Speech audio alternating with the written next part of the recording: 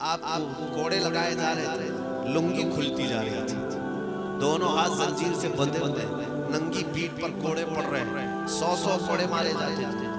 उस वक्त जब लुंगी खुलने लगी तो इमाम अहमद बिन हंबल की आंखों में आंसू आ गए। कहा, कोड़ों के पड़ने का इतना दर्द नहीं, लेकिन सतर के खुलने का खौफ है कि सतर ना खुल जाए।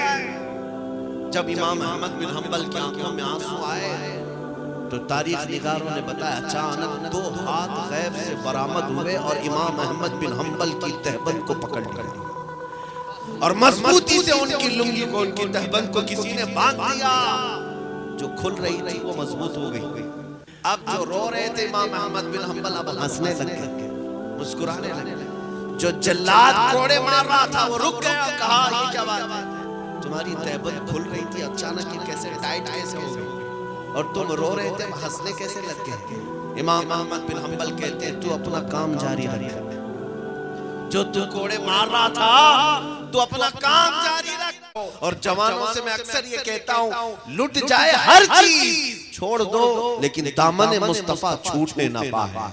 इसलिए कि सहाबा का यही तो नारा था। एक खातून मदीने की दौड़ी दौड़ी उहद की तरफ जा रही थी, किसी ने खातून से कहा, ए खातून तुम्हारे शोहर शहीद हो गए, इन्ना लिल्लाह पड़ा, वो आगे बढ़ती गई। फिर कोई आया और कहा, खातून तुम्हारा बेटा भी शहीद हो गया, एक ही जंग में शोहर भी शहीद, बेटा भी शहीद। तीसरा आया, कहा तुम्हारा भाई शहीद हो गया, वो इन्ना लिल्लाह पड़ी और आगे बढ़ गई। फिर किसी ने कहा तुम्हारा भाई भी शहीद हुआ, बाप भी शहीद हुआ। एक औरत के 4 रिश्ते सबसे अहम होते हैं, बेटा, भाई, शोहर, बाप। उस औरत के, उस खातून के 4 रिश्ते एक जंग में शहीद हो गए। हर कोई जब ये खबर दे रहा था, कलेजा होना चाहिए बर्दाश्त करने का, हिम्मत होनी चाहिए, ताकत होनी चाहिए अपने घर के अजीजों की रुखसती की। अजीजा ने गिरामी, उस खातून ने झल्ला कर पूछा आने वालों से, ऐ लोगों, सब मेरे घर वालों की मौत की ही खबर दे रहे हो, जरा ये तो बताओ अल्लाह के रसूल सलामत है या नहीं, अल्लाह के रसूल सलामत है या नहीं। आने वाले किसी सहाबी ने कहा, ऐ खातून मदीना, अल्लाह के रसूल सलामत हैं, वो खैरियत से हैं, वो आफियत से हैं। तब वो खातून मदीना अपना आंचल बाहर करती है और कहती है, अगर मेरा चांद सलामत तो पूरी कायनात सलामत है। या रसूल अल्लाह, कुल्लु मुसीबतिन बादका जुललन, वो सहाबा का नारा था। ऐ अल्लाह के रसूल, अगर आप हैं तो फिर हर मुसीबत हल्की है, हर मुसीबत छोटी है। इसलिए मैं कहता हूँ, ऐ नौजवानों, आज दुनिया तुम्हें डरा रही है, धमका रही है, हर तरह से तुम्हें कदमों को डगमगाने की कोशिश कर रही है, किसी तरह फिसल जाओ। कभी तुम्हें मॉब लिंचिंग के वाकयात दिखा करके, कभी मीडिया पर भौंक भौंक करके, कभी किसी मौलवी की गर्दन काट करके तुम्हें डराया जाए कि तुम इस्लाम से दूर हो जाओ, तुम मोहम्मद मोहम्मद कहना छोड़ दो। ये हालात क्यों बनाए जा रहे हैं? डराने के लिए, धमकाने के लिए। लेकिन जो सच्चा मुसलमान है वो सहाबा के नक्शे कदम पर चलता है। उनका यही नारा होता है, जो जान मांगो तो जान दे दे, जो माल मांगो तो माल दे दे, मगर ये हमसे कभी ना होगा, नबी का जाहो जलाल दे दे। ये सहाबा का नारा था। उसी नारे पर जिंदा रहो मेरे अजीजों, उसी नारे पर जिंदा रहो। अगर कोई तुम्हें कहीं कुत्तों के झुंड में फंसा दिया जाए, तुम्हारी बोटी बोटी कर दी जाए, तो सब्र कर लेना। इसलिए कि दुनिया की अजियत थोड़ी सी है, अगर जालिमों के जुल्म से जान चली भी जाए कोई फर्क नहीं पड़ता। इधर आंख बंद होगी, उधर चेहरे मुस्तफा का दीदार।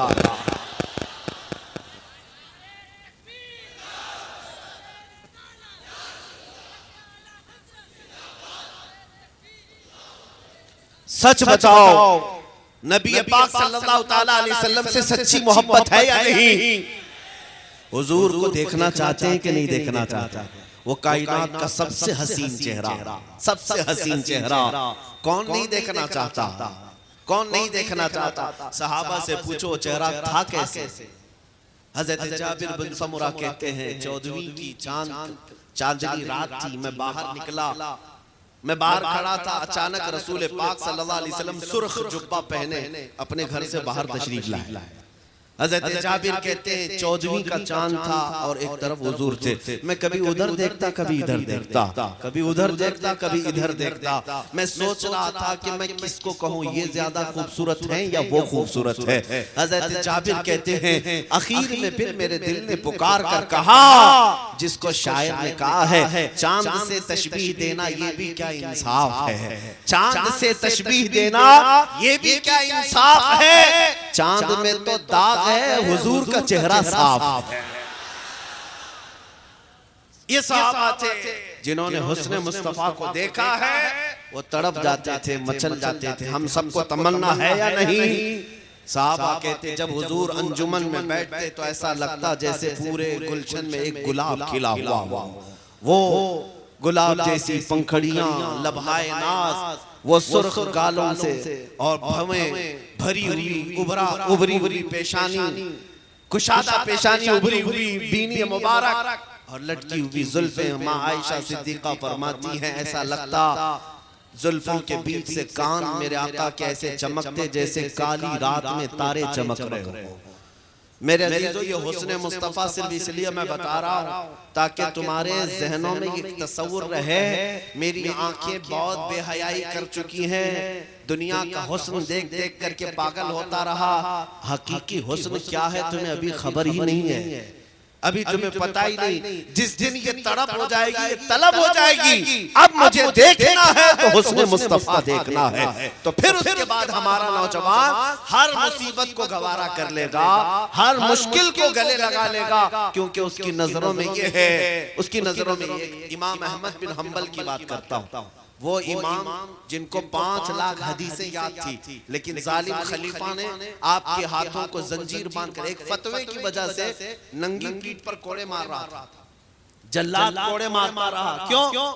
इसलिए कि आपने हक शरीयत बयान की, आपको कोड़े लगाए जा रहे थे, लुंगी खुलती जा रही थी, दोनों हाथ जंजीर से बंधे हुए, नंगी पीठ पर कोड़े पड़ रहे, 100 कोड़े मारे जाते थे।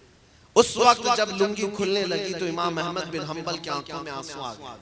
कहा कोड़ों के पड़ने का इतना दर्द नहीं, लेकिन 70 के खुलने का खौफ है कि 70 ना खुल जाए।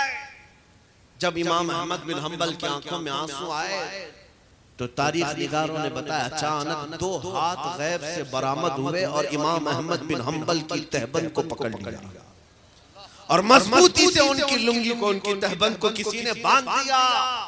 जो खुल रही थी वो मजबूत हो गई। अब जो रो रहे थे इमाम अहमद बिन हंबल अब हंसने लग गए, मुस्कुराने लगे। जो जल्लाद कोड़े मार रहा था वो रुक गया और कहा ये क्या बात है, तुम्हारी तहबंद खुल रही थी अचानक ये कैसे टाइट कैसे हो गई और तुम रो रहे थे, हंसने कैसे लग गए।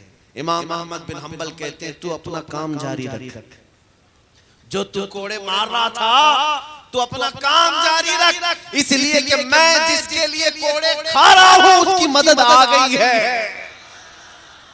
इसीलिए मैं कहता हूं मेरे अजीजों, नबी पाक सल्लल्लाहु अलैहि वसल्लम कभी भी अपने सच्चे गुलामों को तन्हा नहीं छोड़ते, कभी तन्हा नहीं छोड़ते। इसलिए तुम जमे रहो, डटे रहो, मजबूती का दामन पकड़े रहो, चाहे दुनिया में जितनी आंधियां आए, तूफान आए। अपनी तारीख तो जरा पढ़ करके देखो,